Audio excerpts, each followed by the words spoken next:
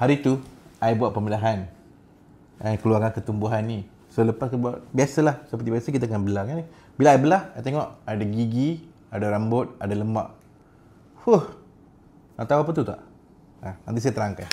Pembedahan pediatrik, itu kepakaran saya. Dr. Daniel sini. Hari ni I nak bagi tahu orang tentang satu kes yang I buat baru-baru ni, di mana ada ketumbuhan di kilang telur budak umur 12 tahun ni. Memang bengkak besar dan dia tengah kesakitan. So kita kena buat pembedahan. Lepas kita buat CT scan, kita nampak benda tu.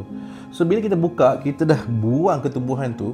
Seperti biasa, bila saya belah tu, saya nampak ada gigi, ada rambut, ada lemak, ada otot, ada tulang. Dan nurse saya pula tanya, "Doktor, ada ini baby ke?"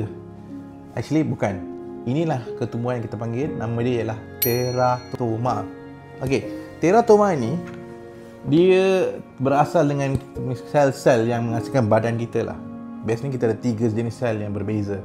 Okey, sel-sel ini yang menghasilkan barang benda-benda di badan, macam kulit lah, otot lah, saraf lah, tulang dan sebagainya, usus dan sebagainya.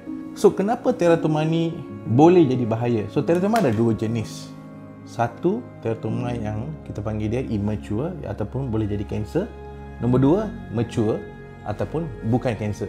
Dia just ketumbuhan saja. Macam mana kita nak bezakan?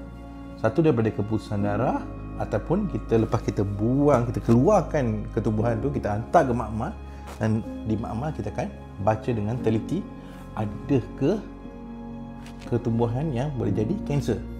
Okey, jikalau immature, dia memerlukan lawatan lebih lanjut. Kalau mature, bermaksud yang bukan kanser, sekadar kita akan jumpa dia setiap beberapa bulan untuk memastikan dia tak ada masalah lain. Okey, so immature itulah yang kita bimbang, sebab kalau kita tak rawat dengan kemoterapi ke ataupun rawatan-rawatan seterusnya, dia boleh memudaratkan pesakit, boleh bertambah teruk, dia boleh tumbuh balik. Sebab tu agak penting bila kita jumpa ketumbuhan sedemikian, kita buang dan kita hantar ke makmal. Sebab tu kita tak boleh bagi-bagi kepada ibu bapa untuk tanam ke apa-apa, sebab kita nak selamatkan nyawa pesakit. Okey, saya harap ibu bapa faham tentang masalah teratoma ataupun ketumbuhan yang ada gigi, rambut dan lemak. Okey, seperti biasa, kalau ada apa-apa komen, sila letak di bawah komen, saya akan jawab. Okey, seperti biasa, share, like dan followkan saya untuk tips pediatrik seterusnya. Okey, bye.